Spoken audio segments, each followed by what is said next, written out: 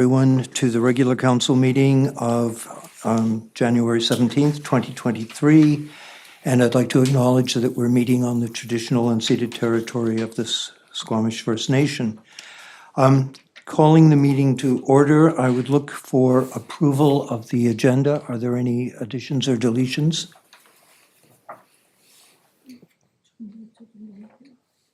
No, it's not at this point. It's later. Seeing none, I would look for approval of the agenda. All in favor? Thank you. At this point, I would like to accept all the minutes and administrative reports at this point. Councillor Dendretti, seconded. Councillor Dendretti, seconded by. Thank you, Councillor Lumley. All in favor? Thank you. Just to people that are standing in the gallery, we recognize your comment. There is an inquiry permissible with respect to one of the items that's on the agenda, but there still is not a formal inquiry session at the beginning of this meeting. So we note your presence, we note your comments, and thank you for it. And as Mayor White has expressed, we are working towards a more formal method of community engagement that offers respect for everyone involved, and it would give you a better opportunity to be able to address some of the issues that are facing our community. So thank you for your gesture.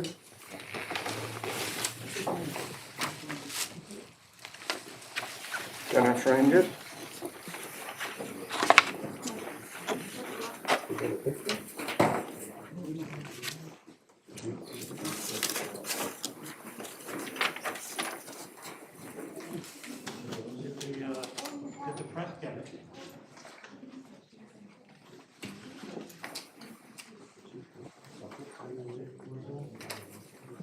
Okay, we have the minutes before us from the meeting of December 6, 2022.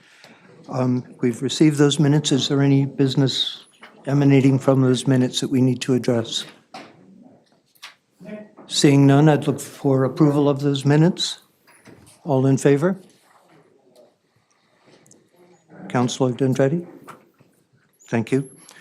So point of order. That's carried. Sorry, I'm just concerned here that we're sometimes passing motions without movers and seconders. Is there a? We had a mover and seconder on that thing. Okay. I thought there was another one too, but maybe I'm just not hearing them out here. We're just on 3.1 at the moment, sir. 3.2, the minutes from the special council meeting of December 15th. Looking for approval of those minutes. Councillor Lumley, Councillor Dendretti, thank you. Calling the question. All in favor of accepting them? Thank you. The motion is carried. Administrative reports. At this point, we are on hold for a moment because we're waiting for printed copies of this report as our system is currently failing our needs. So please bear with us.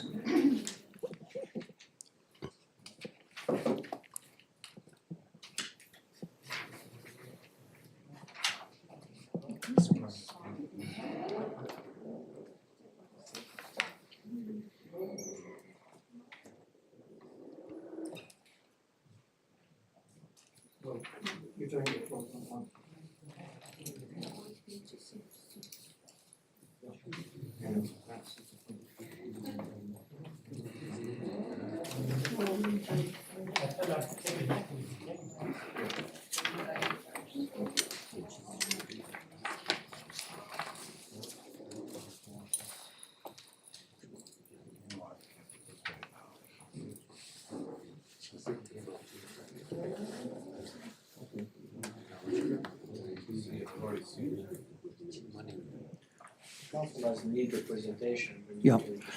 Okay, we have a presentation which will be coming before us for a development permit at 826 Gibsons Way.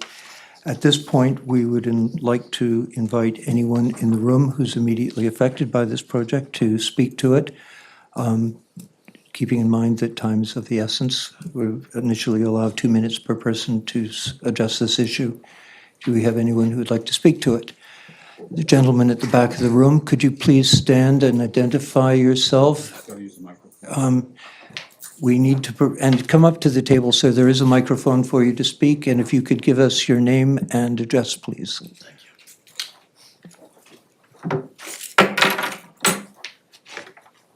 There, my name is Roger Swansburg. I live at 822 Gibsons Way, so we're next door to the property that's looking at being developed. Lots of concerns, displacement of the people that are there. I know we need development in our town. It is a developing town. But I really hope that we're gonna do our best to make sure that the people that have to move on are gonna have somewhere to be.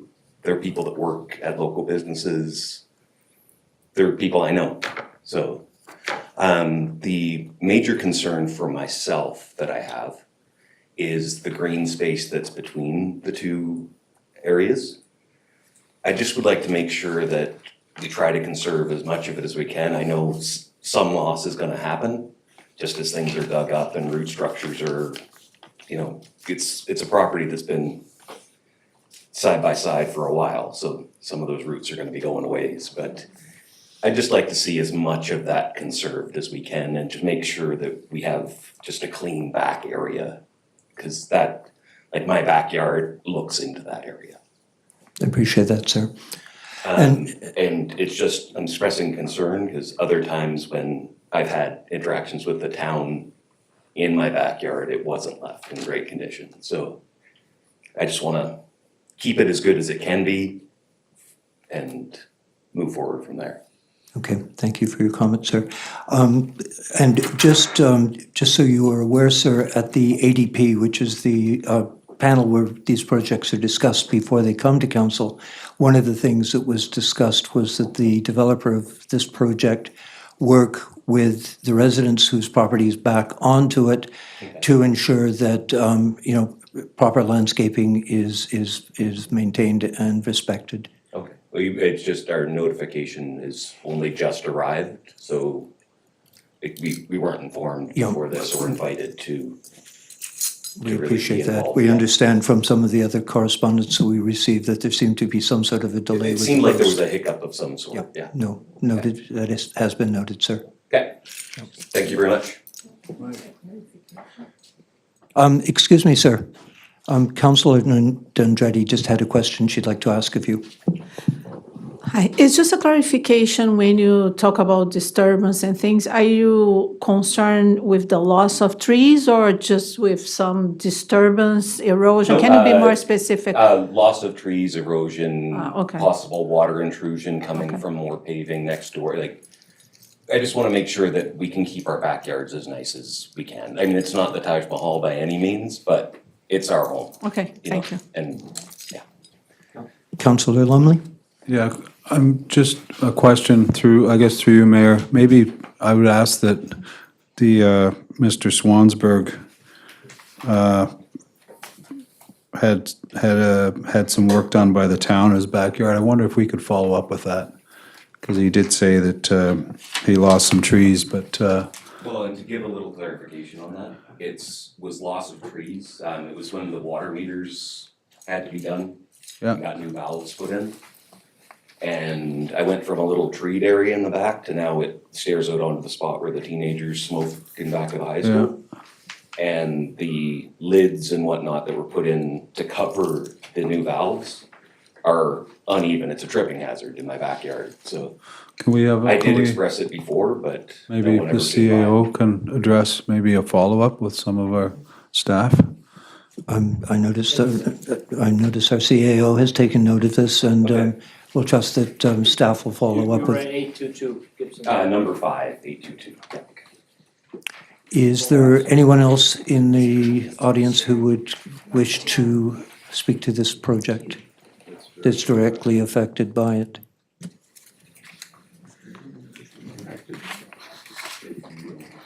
Mr. Baker?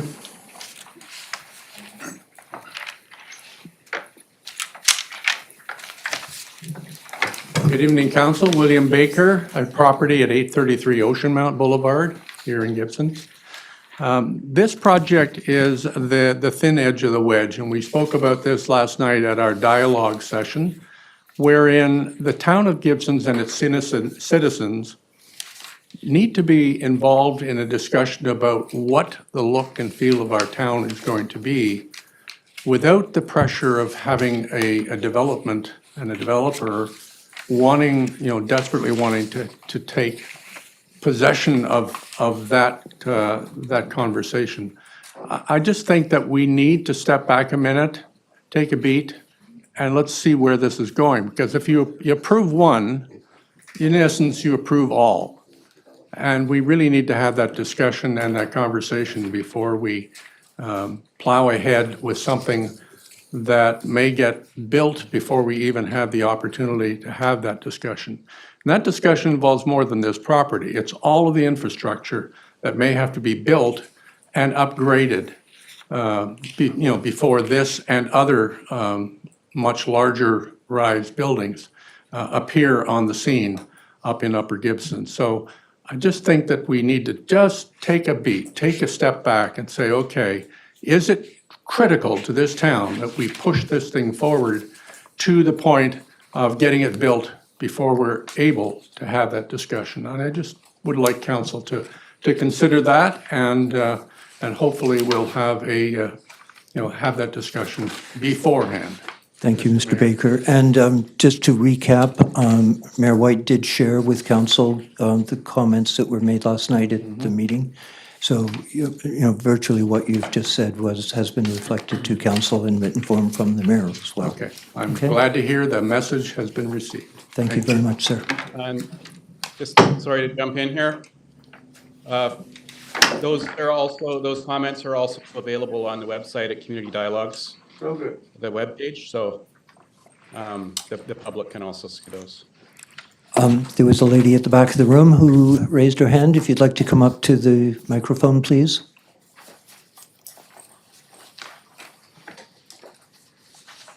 Hello, my name is Vanessa Schilling, and I live at 822 Gibsons Way. My husband has spoken regarding some of our concerns that we both have brought into the packaging.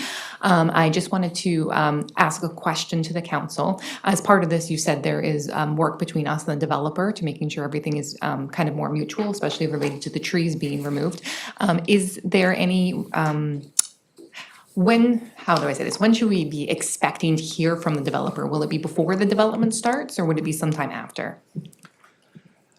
At this point, there's been a number of recommendations that have been made to the developer. At this point, we only took this project to the point where we could put letters out to the community to get feedback and try and get some form of conversation happening with respect to it. We're receiving information and which will be conveyed through our planning department and from us back to the developer of what we're looking for to happen with this project. Okay, and if they're not saying there wouldn't be, because Julian is a good guy, but if there was no communication that was happening from him to our complex, would that be something we bring up with the town directly, or is that something we bring up with the developer? Where is the responsibility lie to ensure that the communication is happening? Councillor Lumley? Yeah, thank you. Do you guys have, is it a strata? Yes, we are a strata. Okay, so do you have a council? Yes, we do. Maybe you could, as a strata, you could kind of quantify all these things that you're going to suggest that are specifically important to your residents as a whole, and I would suggest submitting them maybe to planning, and they could then work with you and the developer, something like that, I guess. It might be a little easier than, every single resident trying to say, well, if you guys could say, bottom line, this is what we need, maybe we could put something in there that says, okay, bottom line, this is what you have to do, just so that everybody's happy. I don't know, that's just a suggestion. And actually, great minds think alike, because obviously it's much easier for us and planning to deal if we're dealing with one voice. But if your combined voices are funneled through your strata, then everyone's getting the benefit of the conversation. So, it would certainly simplify things. I don't know how frequently your strata meets, but I would suggest, stratas regularly call emergency meetings if need be, so it would be a great opportunity for, you to bring forward your concerns as a group. And I do apologize, it does seem that there was some sort of a glitch over the holidays with the post and late notifications going out. We try, but it's sometimes trying. No, I thank you for your time and I appreciate the clarification. I just want to make sure that we're not having 20 people go after the developer and that we have the town as something to act as kind of, to voice our concerns as well regarding what we need as a minimum to ensure that our property stays protected, because my biggest concern is drainage. Well, and our responsibility too is to the people in the community. It's at times it's perceived that, it's all about developers. It's not. It's about what's best for the community and what's going to improve life for everyone. So we need to work together. All right, thank you, Councilman. Thank you. Is there anyone else that would like to speak to this issue? Already. Leslie Ann, are you in a position to walk us through your proposal? Thank you, Deputy Mayor. I can try my best. I'm sorry this is not working. But we've printed the presentation and I can just speak to the slides if that works. That work? Okay. Okay. So so we're talking about 826 Gibsons Way. It's for two development applications. One is for a form and character development permit under DPA number 3, the Upper Gibsons commercial area. And the second is for a development variance permit requesting to increase the maximum height of the building from 12 meters to 17.6 meters, which is a 5.6 meter height increase for a total building height of 21 meters. And I can explain that in a future slide. So the second image here shows the subject property, formerly known as the Irwin Motel and located at 826 Gibsons Way, next to Elphinstone Secondary School. The official community plan designates the property as mixed-use commercial and is zoned Upper Gibsons Commercial District, C1, which allows apartment use above or behind commercial at grade. Next slide is the proposal, the cross-section. So the proposal consists of a 6-story mixed-use building with commercial retail units fronting Gibsons Way and with 86 residential units above an open-air parkade. The proposal mostly conforms to the zoning bylaw except for the height, which is limited to 12 meters in the C1 zone. The proposed design separates the apartments into 2 masses or 2 towers. The applicant has indicated that breaking up the building this way results in the need to increase the building height and maintain the density. The building, having 2 towers, provides more access to natural light for residents in the building as well.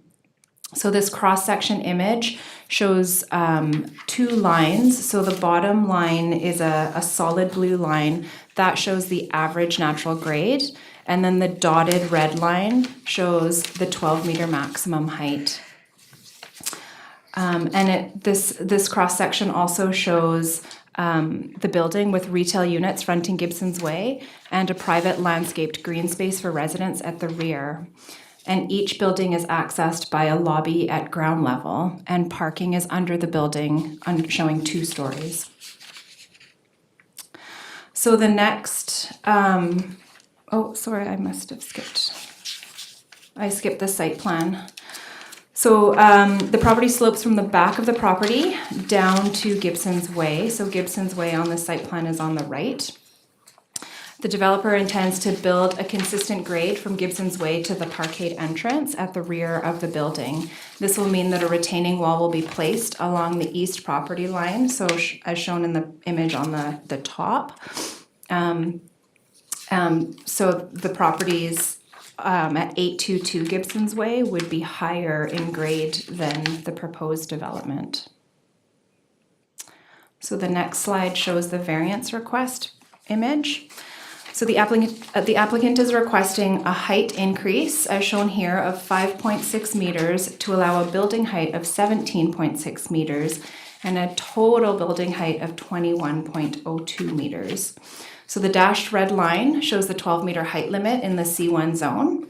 The solid red line shows the building height as calculated in the zoning bylaw, which exempts the mechanical room because it takes up less than 10% of the roof area. So when we're calculating building height, we look at height exemptions, and that mechanical room is exempt from the calculation. But this is just to be super clear that the variance request is actually 5.6 meters, but the entire building height would be that 21 meters, as shown in the yellow-orange line. The next slide is a high-level summary of neighbor comments received. So staff mailed a notice letter to residents on December 22nd, advising of council's decision date and the meeting to provide an opportunity for neighbors to comment on the proposal. We did hear back from one neighbor that they didn't get the letter until much later, so it could have gotten caught up in Christmas postage. But we did receive 4 submissions, and 1 was clearly in opposition and 3 listed a number of concerns, and this summarizes the concerns. So 1, removal of the vegetation between 826 Gibsons Way and 822 Gibsons Way was a concern. There's a concern over an existing treed berm. There was some questions around the surrounding fencing, retention of the food bank. So there's a food bank at the front of 826 Gibsons Way. Displacement of the residents on the property, loss of natural light into residences at 822 Gibsons Way, and consideration of the driveway along the west property to prevent noise and emissions from vehicles entering the parkade. And council has a copy of all the submissions, the full submissions received. So in terms of the form and character, the property falls under DPA number 3, and an analysis of the proposed application against the guidelines was presented on December 6th and is also enclosed as attachment A as part of the report. White, gray, and beige metal siding will be used for the residential units, and white corrugated metal siding and glazing with black accents are used to define the retail units. The staff analysis concluded that the proposal substantially conforms with the form and character guidelines. So the next slide is about the ADP recommendations. So the ADP met on November 2nd to review and discuss the project and make a recommendation to council. The panel members discussed both the variance request and the form and character of the proposal, and they advised granting the variance and development permit with some changes to the design. So the changes are listed in this slide. And it was that the ADP recommends the development permit be issued subject to the following conditions. So soften Gibsons Way facade and provide a greater streetscape presence with the following suggestions. Introduce warmth and textures with wood-looking elements. Increase the height of the commercial space and bring the building closer to Gibsons Way. Step back the residential portion, so that's at a higher level, step it back. Increase the distance between the 2 towers. Introduce more landscaping along property lines and use more native and drought-tolerant species in the landscape plan. In terms of the variance, the ADP recommends that the variance for a 9-meter height increase be granted with the following changes. So they wanted to step the building back from Gibsons Way and swap the amenity areas on the roof from one building to another. So the options listed in the report to council, there's 3 options presented. One is to issue the permits as proposed, and that would include with a 5-meter Ministry of Transportation and Infrastructure covenant on the front of that property for future active transportation improvements to the highway. Option 2 is to issue the permit subject to changes. So if it generally looks good and council wants to see a few changes, you can incorporate those changes in your resolution. or option 3 is to deny the permits. So staff's recommendation is to provide an opportunity for the public to speak. So anyone affected by this proposal, it sounded like that might have already happened. And that the form and character DP and variance for an additional 5.6 meters of the building height for the proposed mixed-use building at 826 Gibsons Way be considered for issuance, subject to or with one of the following options. Thank you, Thank you. Director Stats. And just for clarification, with respect to the 5-meter Modi covenant at the ADP, that information at the specific meeting we had with respect to this project wasn't available. It came up as sort of almost an addendum to this project at our second or our next meeting. So that directly conflicts with the move the building closer to Gibson's Way, because it precludes the option of that being able to happen. So those two items sort of negate one another, just for clarification. I also noticed that Mr. Burtnick is in the room with us, so thank you for joining us. Council, I'll open it to discussion. Councillor Dendretti. Thank you. I think I would like to see a shadow study for December. I don't understand why we don't have a shadow study for December, which is when the sun is the lowest. There might be some explanation, but I've seen in other projects, and here I don't see it.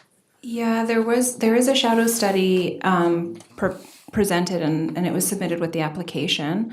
I think December is a tough time because generally everything is shaded out, and there are trees all around the property. So the time chosen is sort of as closest to show the impacts of the shadow of the building, and not necessarily just all of Gibson's being dark in December. So I think it's a September shadow study, if I recall. And this did come up in conversation at the ADP, and one of the elements that was mentioned was currently the height of the trees are about at par with what the height of the building will be.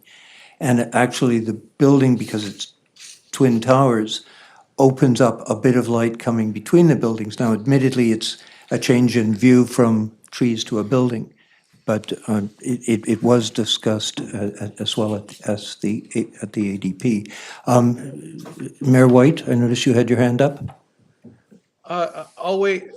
I have some comments. Well, I don't have any questions necessarily yet. I guess one question I could ask is just with this on the residents' concerns.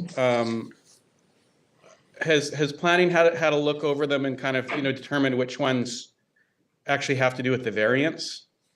Because some would, it seems some of them would probably pertain to a 4-story building as well, or one that didn't actually require any setbacks of kind of any development. And connected to that, is there any? I mean, I understand Councillor Kroll that the ADP had a recommendation about green space, but is there any leeway here to work on the green space from the town's perspective in any kind of condition or anything? Is that even necessary?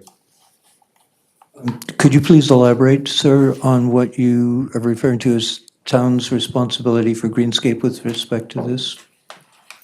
There was a concern from a resident with respect to some work that had been done by the town, and his property wasn't restored in an appropriate manner. But that is not related to this project, per se. No, not. I think the main concern, I mean, I think that was kind of his side concern, was what I heard, but it was more, the primary concern was preservation of green space between the properties. And I felt like maybe the assurance he received was about the ADP recommendation about green space. And I don't know if that's really still in play here. Is that something that's already been looked at? and considered? Has that been integrated into the project in discussions with the developer? Or is that something that planning can still work out with the developer even if this permit is approved? Mr. Burtnick, do you care to comment? You'd like to- First, a couple comments. Do you want to come up to the microphone, please, sir?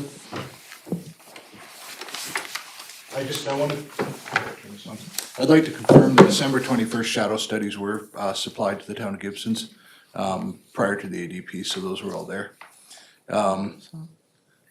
With regards to the green space, I mean, my understanding, the comments or the referral was referred to the height restriction, correct? And that's what we should be taking comments on.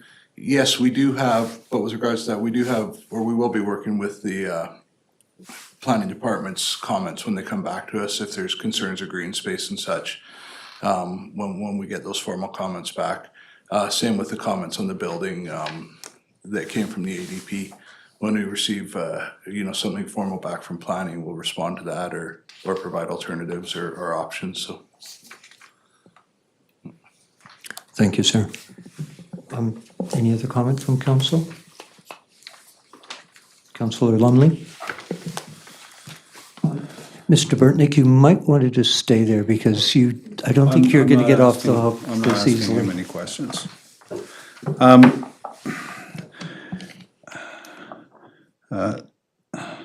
I had a question. It's not a big deal, but I just wondered what the reasoning behind swapping the outdoor patio from one building to the other. I don't know. Acting Mayor, if you I can. think there was a question that it came up at the ADP. I would ask why there isn't a deck space on both buildings providing an amenity space for both towers. Because what came up at the ADP, and I don't know why the rear building had preference over the front building, other than it was potentially away from noise. So by moving it from the one building to the other, it might be a more quiet space currently. And I think that was the rationale behind it from the ADP. Sure.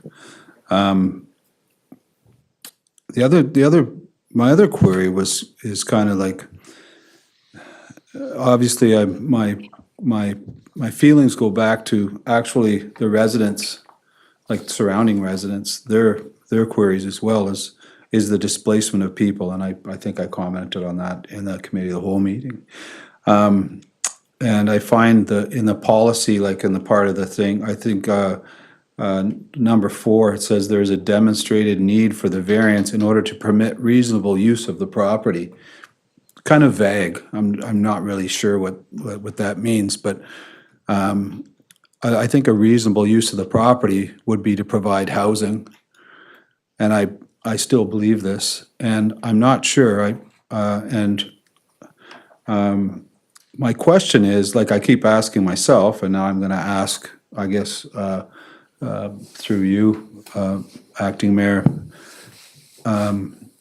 We're just granting a height variance. Like, and part of me thinks that that it's just, we're just granting this height variance without any promises, like with nothing. Like, are these being sold as condos? Are they out of everyone's price range? Are they gonna be rentals? Are there gonna be no rentals? And I understand and respect the building that you're working on now in Venture Way. I think it's awesome. And I mean, maybe the only question I might have for you is like, I bet you it's been oversubscribed to. So my question, maybe for council or in planning, is there any way, like, I mean, here's your variance, but should we secure some rental accommodations in the development? Like that's what I would ask for. Like, sure, you get your variance. You'll still, like, I would assume that you would still make money. But my thing is, obviously, if you're gonna, like, it's like another development that says, well, I have to have this, or I can't do the development. Okay, I mean, my next question would be, can I see your financials? But I don't want to go there, but you could say, okay, listen, I'm going to grant you this, but here's what our community needs. Our community needs affordable housing, and we just need housing. So you could say, is there an aspect of this we can secure some affordable housing? And I don't mean like below so low rents that the project's not a go, but is there some way we can secure some affordable housing and some market housing? And then grant I'm just asking, this is what my brain thinks when I see this, and I think, well, the project itself, I like it, but just granting the variance, to grant the variance to a developer without some assurances that it's gonna actually help the community, I'm struggle with it, so those are my comments. Councillor Lumley, Can I just that, ask a quick question to Councillor Lumley there, sorry? Just for clarification, when you were saying market housing, are you specifically meaning market rentals? Yes, Because it's all market housing, right? You mean market rentals, yeah, okay. yes, yeah. Yeah, and that was the same question I was going to ask you. Do you care to comment to Yeah, I'd that like to at this point, Mr. Gordnick? So, I mean, I'd like to be clear, we don't need a variance. We don't need a variance to build in the property. We don't need a variance to achieve the density. We can build more units within the zoning than what we're building. The variance was to try create a nicer development. The variance was to create less shadows on the neighbors. The variance was to create, more green space. The variance was for all of those types of things. It wasn't to achieve density. It wasn't to achieve more units. It wasn't any of those things. It was to create a more habitable space. We can go, and I believe the ADP saw some concepts. We can go a building front to back with and I don't have to sit here tonight. The variance was to create a better development, create better living space, more green space, less impact on the neighbors.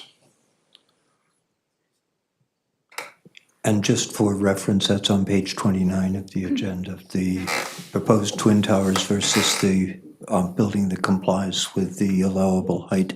Councillor Dendretti. Thank you. Through you to the developer.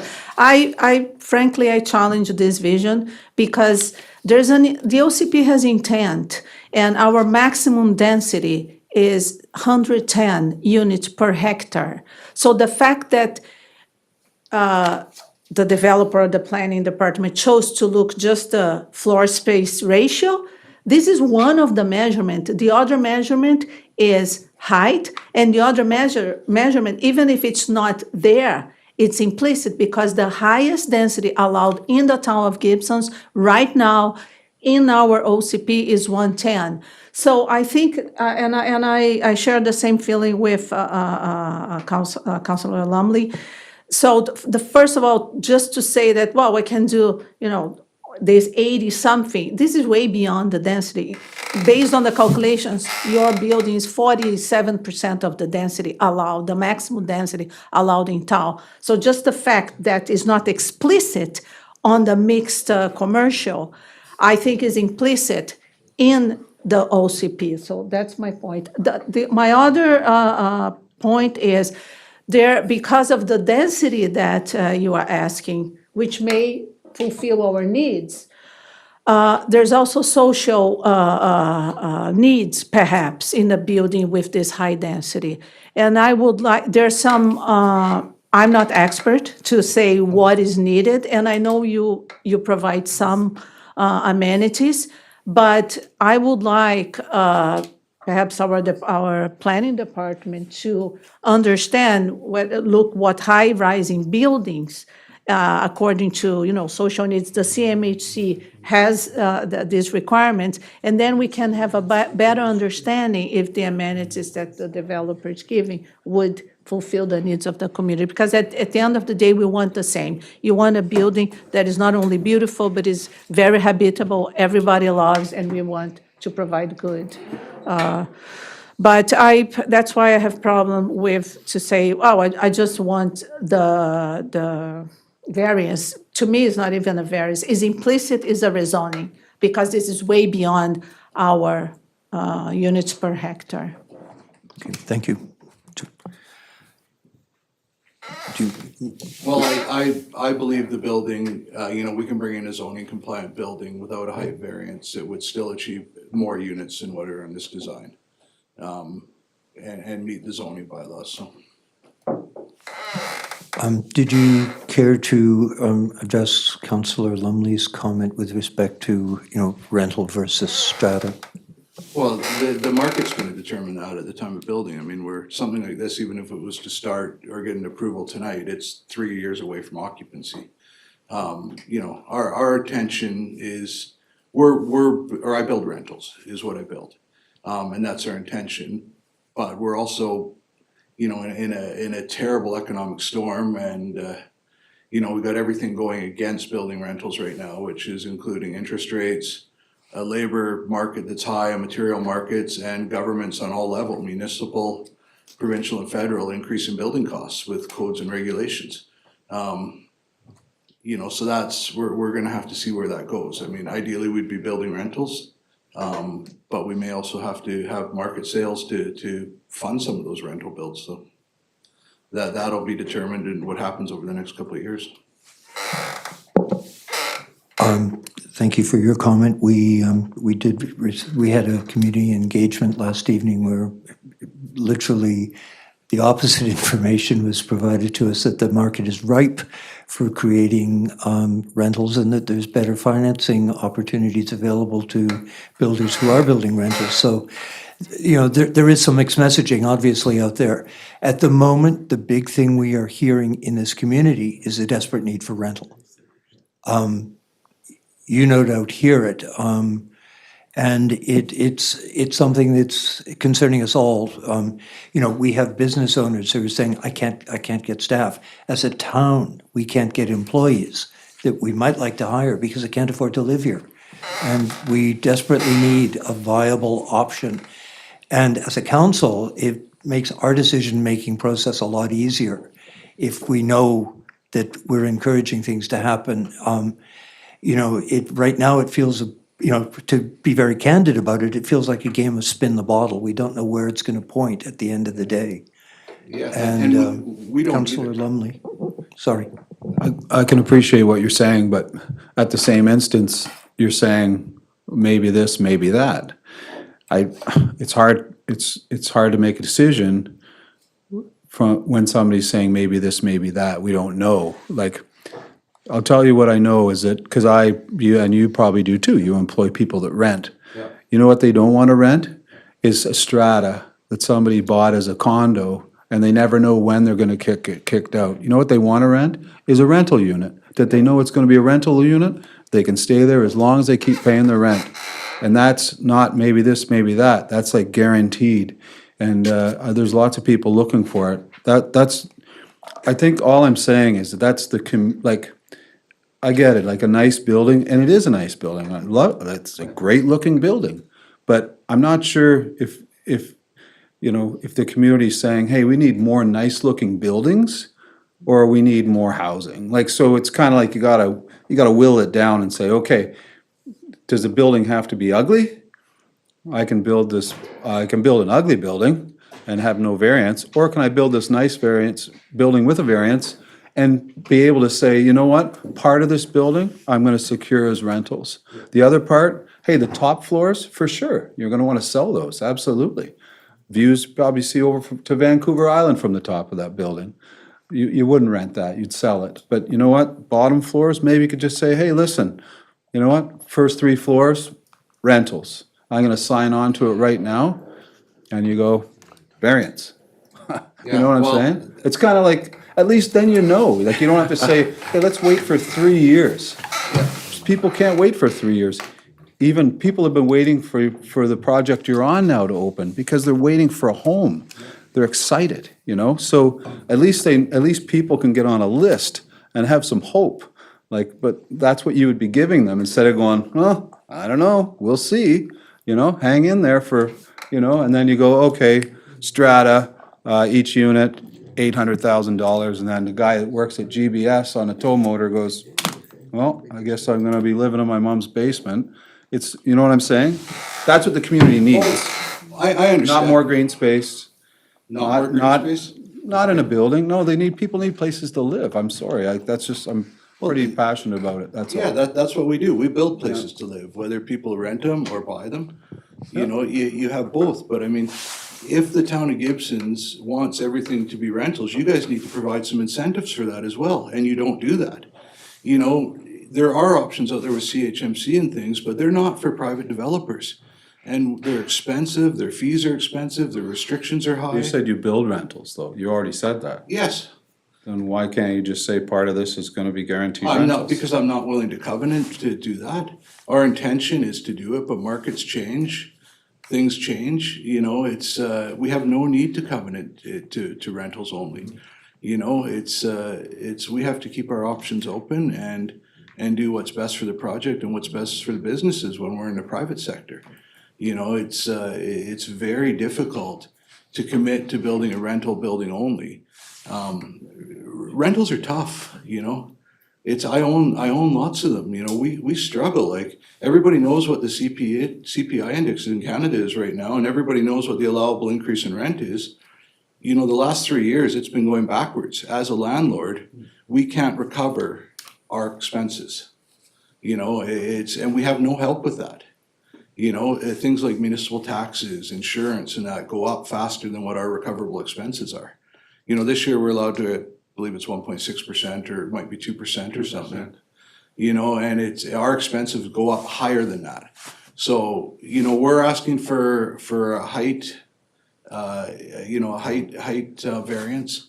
We don't need a height variance. We can come back and build 80 units or 100 units or whatever the zoning permits without having to concede or commit things, you know, like rentals. You know, I know the policy, the 3.14 policy, and we agreed to that on our previous building, but we got something that wasn't allowable there. You know, we got 3 floors of rentals that wasn't allowable without entering into that. This building, we're asking for a height variance. We're asking for a height variance not to increase the density, not to build more units, not to build cheaper, not to build any of those types. We're asking for a height variance to build a more aesthetically pleasing building that had less impact, we believed, on the neighbors with shadows and all those types of things. Provided more green space for the residents there. You know, that's what we were asking for the height. It's, you know, it's not a difficult decision for me. If it's not a reasonable process, we go back to something that we don't have to ask for height and build it anyways. If I could just interject at this point, you know, I think we all agree that what the building you're proposing is, you know, visually the two buildings as opposed to the one monolithic slab. And, you know, valid point, your potential of sale in the upper floors of the Twin Towers is probably better than trying to sell a unit in the middle of the monolithic slab. To Councillor Lumley's point, like if the lower floors were, you know, rental, I would suspect the level of finishing you're doing within those units is not going to be at the same extent as you would be. You're not going to be putting Bosch dishwashers in Suite 101, whereas you might be going top of the line appliances and higher end finishing in your upper levels to attract a better price. You know, we're looking for rental in the community. There's another project facing us where the developer and the property owner, they've agreed to rental in perpetuity. So, you know, we all agree that what you're bringing to the table is a great-looking building, as opposed to the figure, what's in figure 7 on page 29.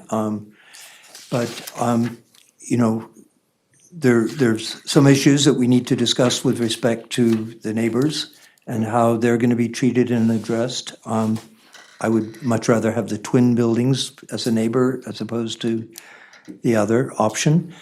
But, you know, I think we're looking for, you know, a little more than spin the bottle. We'd like to know that we're getting, because the community desperately needs rental. I understand that, but I'm not willing to use a height restriction as a strong arm to gain rentals or covenants. We will walk away from the variance application and come back with something that we don't need a variance for. It doesn't make sense. It's not, you know, my my beliefs is you guys are asking for something like that more than what the town should be asking for a height restriction. If we are going for a rezoning or a density bonus or something like that, you should be asking for CACs or housing policies under 3.14, but not for a height variance. You know, that does not feel to me that the town of Gibson's council treats a developer fair when you're starting to ask for those types of things for height variance. Councillor Dendretti? Yeah, that's a question for our planner. How, if the maximum height in the town of Gibsons, in the maximum density is 110 units, how, this is not a upzoning? It doesn't make sense to me. I understand from the point of view of the developer where he's going, well, I don't have restriction. We do have restriction in the town of Gibsons. So you're saying the minimum area of a building should be the 55, I believe, square meters, and the maximum height, it's 12, and this would give around, I believe, 56 if he follows the maximum units per hectare. It doesn't, so that's, to me, this is a upzoning for me. That's why I keep, and I understand that you mentioned this is not because this is just on the zoning bylaw, but we have a restriction, units per hectare in the town of Gibsons. We do. It's high density. Can we, Leslie Ann, are you able to clarify that for Councillor Dendretti? Yeah, I can clarify that. So this property is in the C1 zone, which does not have a density. So the zone itself is the land use regulation that any developer has to come into, and when they develop, they need to meet the zone. If they want to change the use, so if they wanted it, say it was a commercial property and they wanted it to be only residential and get rid of commercial, that's a change in land use, that triggers a rezoning. If there was a density limit and they wanted to increase the density, that would be a rezoning. But there is no density limit in the zone, so they're limited in massing and density by setbacks, lot coverage, building height, and minimum size of units. And so what he's asking for is a height increase. So it's a variance, it's a development variance process. So this particular lot doesn't have this particular zoning the land use doesn't have specified. But in our town of Gibson, we can say that the high density in the town of Gibson's maximum is 110 per hectare allowed. If it's not in the zoning, it's not implemented. So in this case, we don't have density in the C1 zone. That doesn't make sense. Mayor White? Yeah, I'll just echo what's been said briefly. I agree with Councillors Kroll and Lumley on this issue that I also think the proposal is very attractive. Having the green space is attractive, but I mean, unfortunately, I think what I'm hearing from the developer is it's kind of not a big deal to do a variance. He will just as soon as meet the zoning bylaw and have it at 4 stories. Whereas I would like to see that building that's being proposed to us with a real commitment to rentals, because I think those are our priorities, and I understand that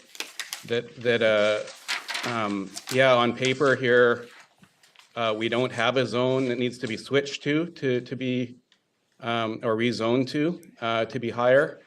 It is a variance, but I mean, when we look at the variance bylaw too, I think it appears in the committee of the whole agenda. I don't know if it was really ever contemplated to take on something this significant. I mean, variances often talk about hardship. this is quite a significant change, and I do feel like the council to approve it really needs to see some commitment to town priorities, which would be rentals. And I wish we could work together on doing that, but it doesn't sound like it's happening. So that's unfortunate. Thank you, Mayor I'm White. curious that then, I mean, if we're looking back at the a question for planning, if we are looking at a for kind of something within the zoning bylaw, what's the process then? Does that come to council for form and character, or and what's the schedule on that? Through the chair. Thank you. Yeah, so if this was rejected, if the variance was denied, then a development permit is still required. So they would need to redesign within the height limitations and come back for a form and character permit, and that would be a decision of council. Thank you, Leslie Ann. I think we've all spoken our comment. Personally, as a developer, did you have a comment? Sorry, I am sorry. There's a lot. Thank you, Council. I guess everybody at this table is feeling the same thing. You know, this is potentially the tallest building in Gibsons currently. This is what we're considering here. I think being at the meeting that we were at last night, hearing, the feedback from the community, there is an expectation that as we consider these variance requests, is there some offering of benefit to the community? And this is what we hear repeatedly. And this is, I think, what we're all faced with today. So I suppose my final question is to you, is as we go through this consideration, is there any offering in that respect that? Well, I think that has to go two ways. What can the town offer? Like, what can you offer, bonus density or smaller unit sizes or something like that if we committed to rentals? I believe it's gotta be a two-way street. You guys are running on a one-way street right now, I feel. We all need to work on a two-way street. So if we're going to covenant for rentals, what can the town offer? What can you guys give us as incentives to do that? It's, can you give us incentives? Can you allow, rather than having minimum 600 square foot or 592 square foot apartments, can you allow us to do 300 square foot or 400 square foot? There needs to be something to come from your side as well. It's, that's my belief. With right now, with what we're asking for, we're not gonna covenant. Covenant makes building tougher, it makes financing tougher. If any of you have worked a pro forma for construction or rentals, you need a high equity stake in the projects, 30 to 40%, being a private developer. So I think it has to be a two-way street. And I'm willing to drive on a two-way street or work on a two-way street, but not a one-way street, which you're offering tonight, so. Okay, valid point.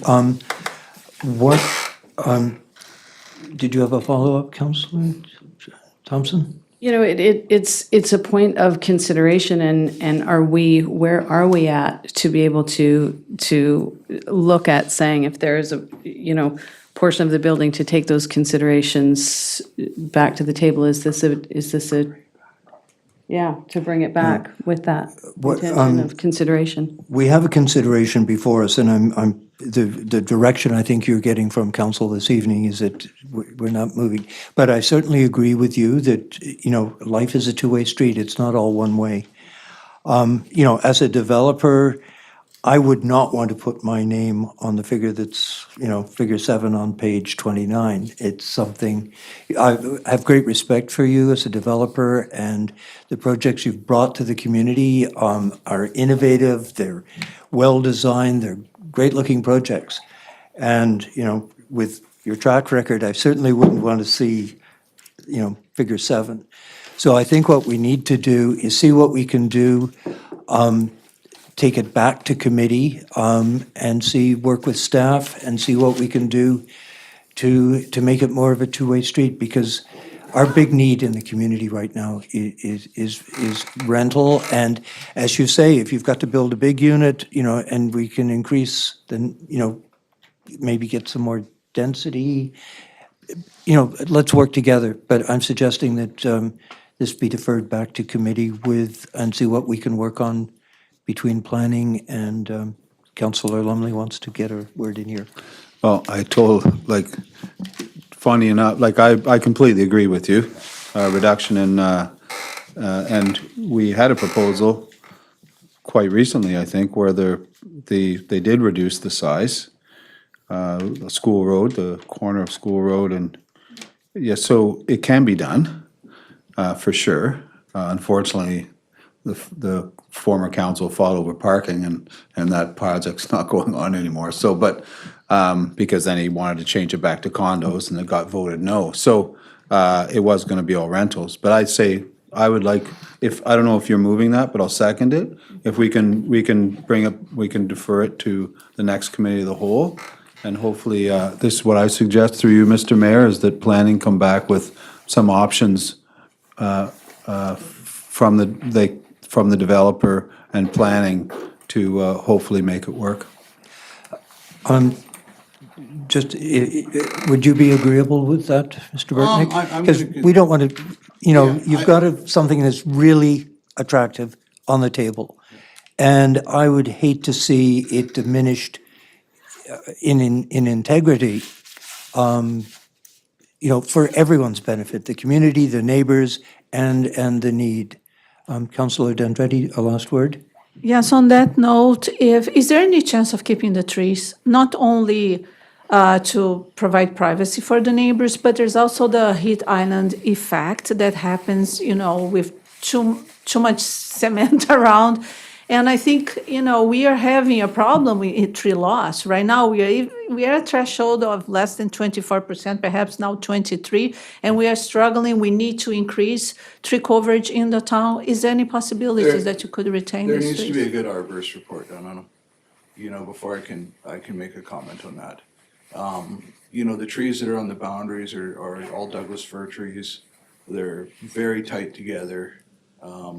They're not the ideal tree for those locations, but I think it needs a good arborist report before we put any comment on that. What would you consider?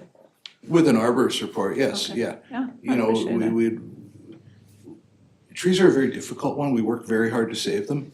And you can look in developments like Parkland, where we're working very hard to save them. We spent lots of money on arborist reports and high mortality. And it's, so it has to make sense. And it has to be a very good chance of survival, I think, and construction and change in land is difficult on trees. But I think, an arborist report would be key to that. I would like to make a comment, when you're talking about other developments and looking at things. One of the things, our development is 100% compliant on parking. And parking's a big cost. Underground parking is about $45,000 per parking stall. So there's other developments that are looking at parking deductions and they're gonna say, we're gonna provide rental units. Well, if they take 50 parking spots out, they're saving $2.5 million. You guys need to be cognizant of those types of things. It might look like nice gestures, we'll give you a covenant and not put a bunch of parking in, but they're huge savings to the developers. We're not asking for any of those types of things either. We're doing full bylaw compliance other than asking for a height restriction. So it's, and those are all, bylaw compliance are big expenses, so that stuff really needs to be considered, so. Thank you, sir. Did you want to make a motion, Councillor Lumley? Okay. I think that's good. Sorry, the motion I believe that is on the table is that it be referred back to committee. Is that correct? That is correct. Yes, it was moved, I believe, by Councillor Thompson and seconded by Councillor Lumley. Yes, and I think part of the motion too is that, if I could ask that planning bring back maybe some viable options for reduction and for maybe a rental portion, a viable, like a reduction in size, unit size? Is that something that we could be presented with instead of us just sitting at a table, like trying to hash out how big the room should be? Like something that, you know, could be the back tower. You could set aside some smaller units there and reduce the parking to one stall. I don't know. I'm just spitballing here, but something like that. But if I'll just move it to bring it back to committee, and then maybe we can discuss it between now and then.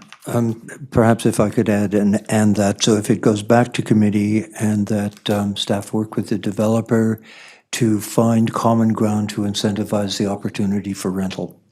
Mayor Crowe, can I? Okay, And- I'm moving that. No, but just to expand this, to work with, may I speak?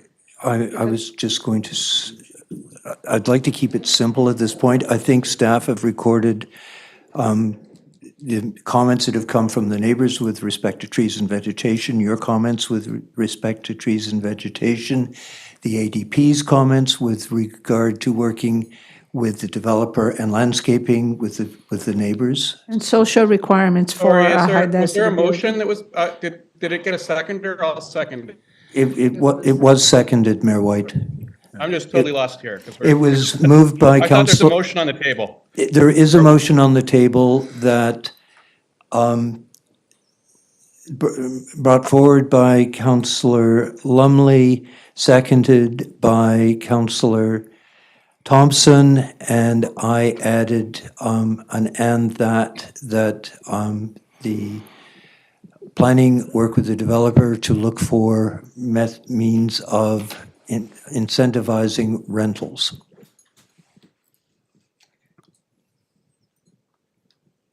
Are you okay with that, sir? Is it up to me, or do you need a seconder for an amendment, or? I believe Councillor Lumley said he wanted to amend his motion, and then Councillor Crowe began providing Okay, language that's the for it. question. Okay, I'm ready to vote. That's the motion that Or I at least moved. discuss this motion that's on the table. Yeah. It seems like we were getting off to something else. I'll read And back maybe the if motion. another motion needs to come forward later, let's talk about that later. Yeah. Rebecca, if Read you, back the motion, that this matter be referred back to committee of the whole and that staff be directed to work with the developer for incentivizing rental units. and that has been moved and seconded. Has been moved and seconded. So calling the question, all in favor? Thank you. Okay. Mr. Burtnick, I do appreciate your time, and, it's, yeah, Yeah, no, we're gonna And- reevaluate our position over the next couple of days. and then okay. See what the comments come back. As was prefaced, it's a great-looking project you've brought to the table, and I would hate to see it degenerate visually to something that I don't think you would be proud of. No, but we have to make sure it's financially feasible as Yeah, well. no, you're a businessman, It makes say no sense, more. so, Yeah. Thank you for your time, sir. Okay.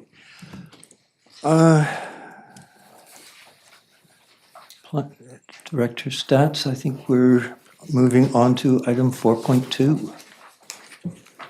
I am probably gonna have to go now. I'll have to leave partway through this one, I'm sure, so, sorry about that. Thank you for Prior to your departure, sir, was there anything you wanted to speak to with respect to item 4.2 that we should be aware of before you leave us? You know, my take on it is it looks like, it's a development permit. They've seems to, I wasn't there when this came to council last term. But it does seem like it's, I presume, especially if planning's endorsing it, it's addressing those concerns, so. But I don't know what those were, so, Okay. Thank you, sir. yeah. Director Stats? Thank you. So this is the second package. This application is for a decision on a development permit under DPA number 3 for the form and character of a new mixed-use commercial and residential apartment building at 682 Gibsons Way. A previous version of this application was reviewed by the advisory design panel and partially approved by council in 2021. But that version relied on a front setback relaxation, so a front setback variance that was subsequently denied. And so the development permit was also denied. So this application conforms with setbacks and zoning requirements, and there's no variance with this one. So the first slide is the location slide. The property is located at the intersection of Gibsons Way and Crucial Road. An existing two-story building crosses the portion of the property diagonally. The lower floor of the building can be recognized as the location of Panago Pizza, Friendly Thai Restaurant, the Salvation Army office, and a laundromat. The second story, which meets grade at the back of the building, has 13 residential apartment units. And the apartments use the parking lot at the back, so accessed from Crucial Road. The new building proposes to occupy an underused triangular portion of the large parking area fronting Gibsons Way, as shown roughly in the yellow dashed outline on the air photo. And that will add to the street frontage, so it's this triangular portion in the location image. So the next slide is the floor plans.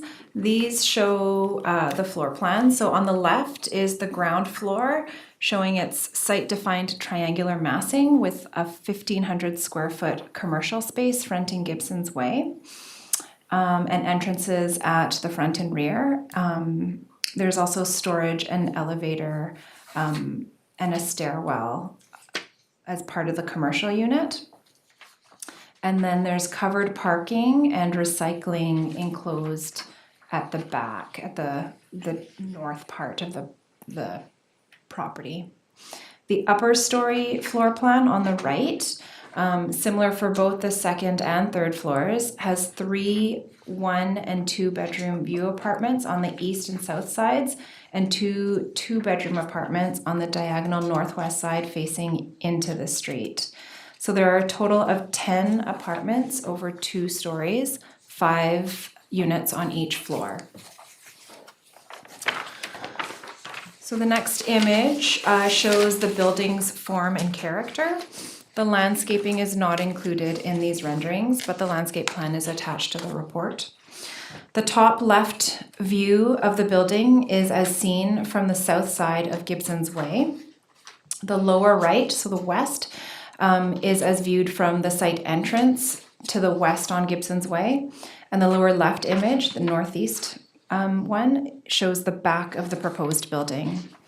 The exterior finishing materials are shown at the top right side, which shows the white stucco, mountain cedar, and urban blend color palette. The building finishing includes white stucco on the upper 2 apartment stories with gray accents breaking up the vertical massing.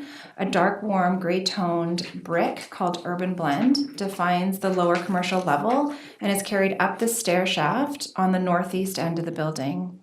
Mountain cedar siding on the west side upper story apartment adds a natural wood look. Wood fascia warms the look of the building and lends a West Coast style. And finally, the gridded windows, trimmed and accented in bold black, provide a historical small town reference, but with a modern finish. So the next slide shows the landscape proposal. The proposed on-site landscaping includes both plantings and updates to the current plantings on site intended to buffer and enhance the building and parking areas, especially as experienced from the street and neighboring properties. Plantings include a range of deciduous and coniferous trees, shrubs, and perennial ground covers. Significant landscape and frontage improvements are proposed for the frontage off-site as well, so that's everything outside of the blue line. But that would require a referral to our infrastructure department as it's off-site works and would be part of the servicing agreement. So everything outside of the blue line is out of the scope of the development permit.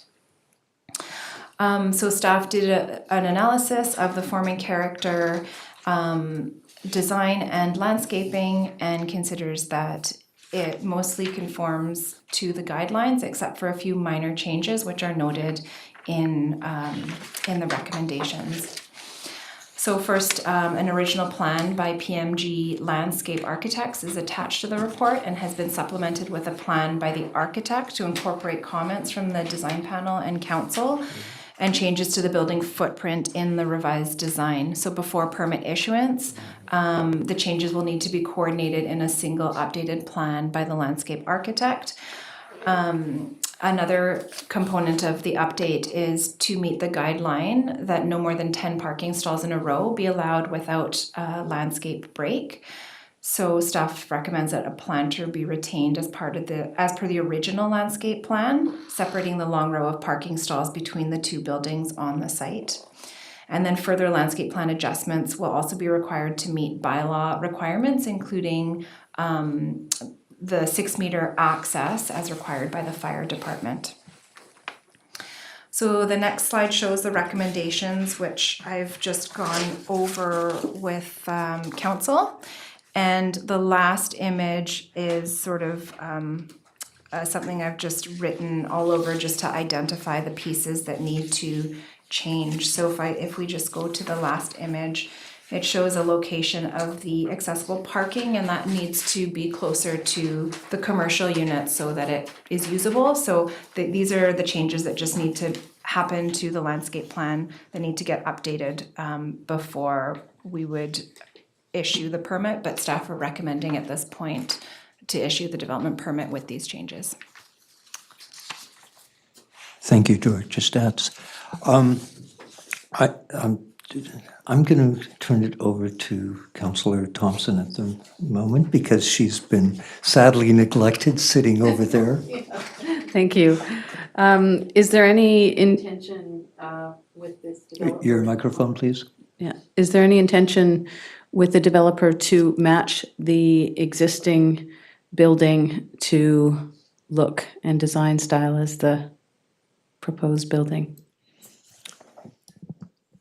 I do not believe that is the intention, but the architect is in the audience right here and may be able to speak to that. If you'd like to come up to the table, sir, and there's a little button that says push. The light will go from red to green, and we'll have your undivided attention. Good afternoon. Good evening, actually. And we are missing our ferry. No, this is trying to match basically whatever the space that we have left at that triangle is quite a tight space. And we are trying to maximize the landscaping. The look of it from material point of view, we are trying to match as much as possible, but there are some red awning, I would say, that I sort of didn't feel that it's complement the new building. So I didn't continue the red awning and the roofing to the new building. Is a more modern and Western looking building that we are proposing, but that left the space, the triangle space that it's left there. Did you have follow-up, Councillor Thompson? I'm going to follow up. Are you okay? Mr. Mayor? I'll pass this to Councillor Lumley. Okay, Councillor Lumley? No, because I have the same concerns. Because I actually like the proposal right from the beginning of this building. I think it looks great. My only problem with it is that it's on the same property with the other building. And I think what Councillor Thompson was saying, can you, please, will you, this is my only concern, and this is the only, I rubber stamp it right away. Sure. Match the existing structure to the new structure, just the facade of it, you know?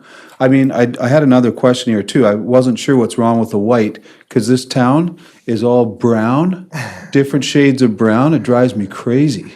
So I want all that glare.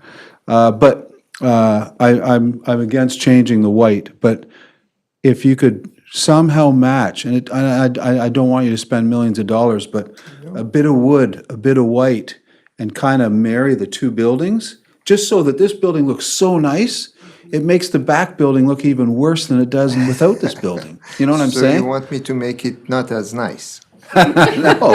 No. But anyway, I understand. that's her concern and my can- concern, so. I can- I'm sorry for stepping on your toes, but. I had to get that off my chest. Thank you, Councillor Lumley. I think it can be done. The only concern I have is you have two restaurants in the existing property. Right. And service vehicles that come in to do deliveries to those businesses quite frequently are tractor and trailer trucks. Yes. And I just have grave concern of them trying to navigate this parking lot. Now, I will admit that a lot of times those deliveries are done early morning before vehicles are parked. But with the plantings that are required between the parking stalls, every 10 stalls, getting a 45-foot truck in there is going to be challenging. We have a loading bay next to the existing building at the site plan, if you see it, existing parts. And it's provided, because we have the 6-meter access for the fire truck, it quite easily can go there and maneuver and come out without really blocking any parking. It's right there. It just wasn't coming across. We have a loading bay there, yes. Okay. Councillor Dendretti? Yeah, I agree that I prefer the first design. I think the only problem that we had with the first design, it was just the setbacks, but anyways, the current now is good, but I think the other I like the wood, and anyways, it matched a little bit more. I have a question regarding some climate adaptation consideration. What kind of air condition, are you putting air-to-air heat? No, this is a rental units. They're all rental units, and I think with the financial situation, we do not have the air conditioning system, but obviously for the heating system and the air circulation, we have to provide whatever is required on BC 2018, and we will meet that. Are you saying that the air heat exchange is way more expensive than the regular? Air conditioning is fairly more expensive than air circulation that is required by ASHRAE. I don't remember the number of the ASHRAE requirement, and we will meet whatever the code is required, of course. But it doesn't provide air conditioning because that's provide cooling and space. A lot of different machines that it's about 8,000 or 10,000 per unit, which makes it not affordable for rental units. And may I ask, Follow-up, yeah. anything with electric stoves, anything that addresses the climate crisis? Of course, yes, it is going to be electrical, of course. We will try to do whatever is possible, sustainability as much as possible, to make sure that it is as sustainable as possible. That's best for everybody. We're all living in the same building, same world, basically. Okay. Yes, of course. Appreciate that, thanks. Any more comments, questions? Okay, we have a recommendation before us then, so I will read this out, and we'll be looking for someone to move and second it. That the Form and Character Development Permit DP 2022-08 be issued subject to the following conditions that are listed. Director of Planning went over the items in with respect to the landscape plan, the wheelchair relocation adjustments required to accommodate 6-meter fire access, changes to the tree plan, as-built location of fence, frontage to be incorporated, and changes to the permanent placement of landscape islands to ensure. And the other 2 points, changes with white stucco and providing of a landscape cost estimate to be completed.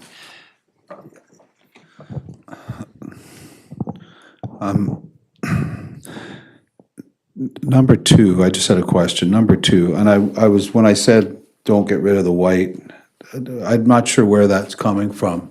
Like number 2, like about the glare and the white. Again, I'm quite serious about, I actually like the design, the way it looks, and I'm not sure, I don't know what the glare is coming from, like it's stucco, so do we have to change that? Like, do we have to, like I said, is it gonna be now brown? Like, it's so dull, like, you know what I mean? Does it have, can I take that out? Can I make this motion and remove that? Like, would you be upset? Okay. Can I would like to move 1, 3, but I'd like to replace 2 with, how would I say this? Incorporate existing property, Coordinating. like with, Coordination. yeah, coordinate existing property, matching existing property with the design aesthetics of the new structure. Okay, so item 2 is now going to read And to, I don't know how, to match the imaging of the two To buildings. some degree, yes. We don't want Yes. to completely the best, match it. We want to yes. coordinate. Every with, like, effort, sisters or every effort brothers. will be made to, To coordinate the visual appearance of the two buildings to the site that they are complementary to one another. yes, Yep. yeah. Is that fine? Sure, absolutely. Does, And I'm thinking like the wood and the aspect. Okay. This guy says no, Sure, if it is he's okay? Sure, That's absolutely. his job, no eh? problem. He's got more work on his plate now. Sure. Okay, so that's a motion. okay, someone to second that? Councillor Thompson? Any further discussion? Calling the question, all in favor? Thank you, gentlemen. I do apologize for you being kept Just this have to late. run to catch the ferry, the last ferry back, going back to home. You know, You won't be busy. Thank you. you're guaranteed boarding, that's for sure. Thank you very much for your time, and I do appreciate that you have brought this project back to us, so thank you very much. All righty. We have item 4.3, terms of reference for the Accessibility Advisory Committee.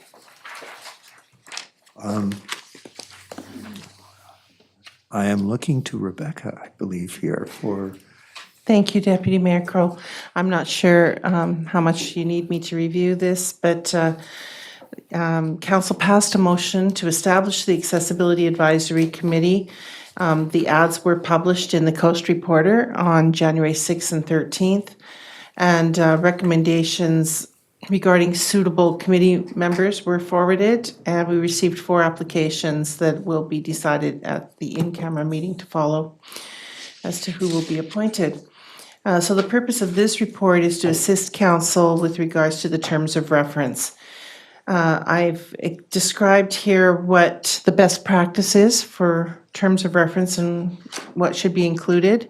And then I drafted some terms of reference that are attached. Attachment A is a copy of the act itself, so that if anyone on council wished to reference, I just tried to make it easy for you to take a look at what it has to say about the purposes of the committee. Also attached were a couple of sample terms of reference from other municipalities.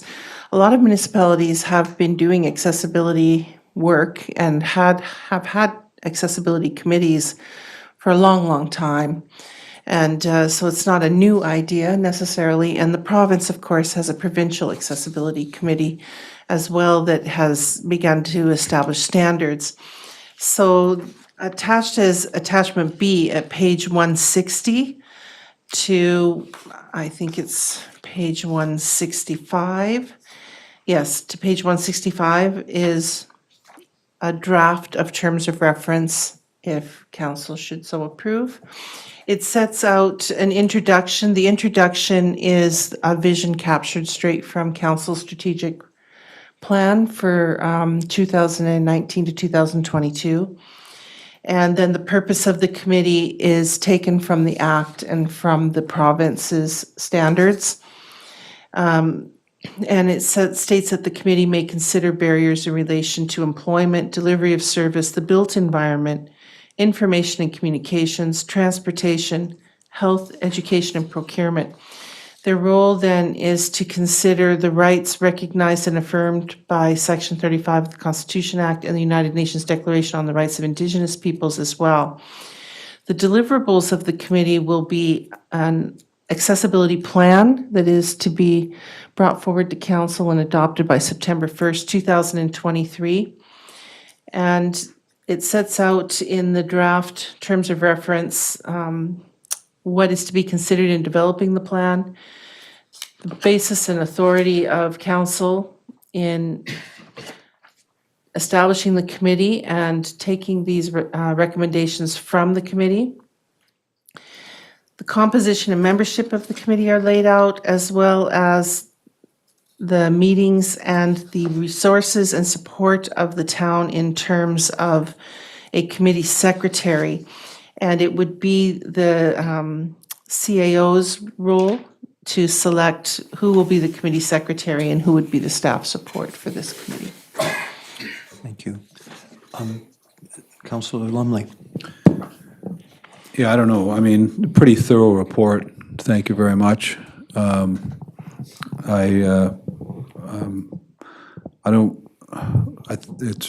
It contains just about, I read the report. I don't really have any questions. I got more answers from the report than I can ask questions. So I thank you for that. I'm willing to move the first option, option 1. Do we have someone to second that? Councillor Dandretti?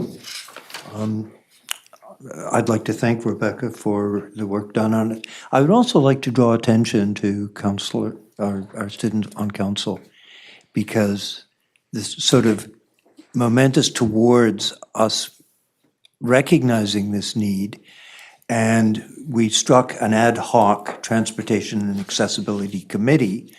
And in doing that, it turned out we were a little bit ahead of the game here. So I would like to thank Colton for bringing the issue to our attention last fall and, bringing some people together to work on the initial committee. So, before we call the question, I just wanted to thank Colton for that. Any other comment? At this point, I would call the question. All in favor? Thank you.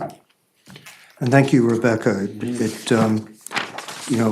We're very fortunate to have Rebecca. She's very thorough when she decides she's going to put pen to paper. Council reports, they are included in our agenda package, pages 177 to 181. I do like, the fact that these reports are written and now become part of the agenda, that, the public can see that we just don't sit here, a couple times a month and make people's lives miserable. So I do appreciate the fact that they're written, and I do want to thank council for taking the time to make submissions. I think it's very important. Is there anything that anyone would like to discuss relative to? Okay. So we have accepted them, and I would just, I'm just glad to see that they will be included in the minutes. At this point in the game, we have to say goodnight to Mr. Rockford. We need a motion to close, that the meeting be closed in accordance with sections 91A of the Community Charter and 91 subsection A, personal information about identifiable individual who holds or is being considered for a position as an officer, employee, agent of the municipality or another position appointed by the municipality. Looking for a motion to close. Councillor Lumley, Councillor Thompson, thank you. All in favor? And is that you in favor, Councillor Lumley, as you race from the room? Well, no, I'm just Stretching your legs. Thank you. Colton, thank you very much for being here tonight. Sad, one left standing. All I can do is refer to a situation, the last speaker standing,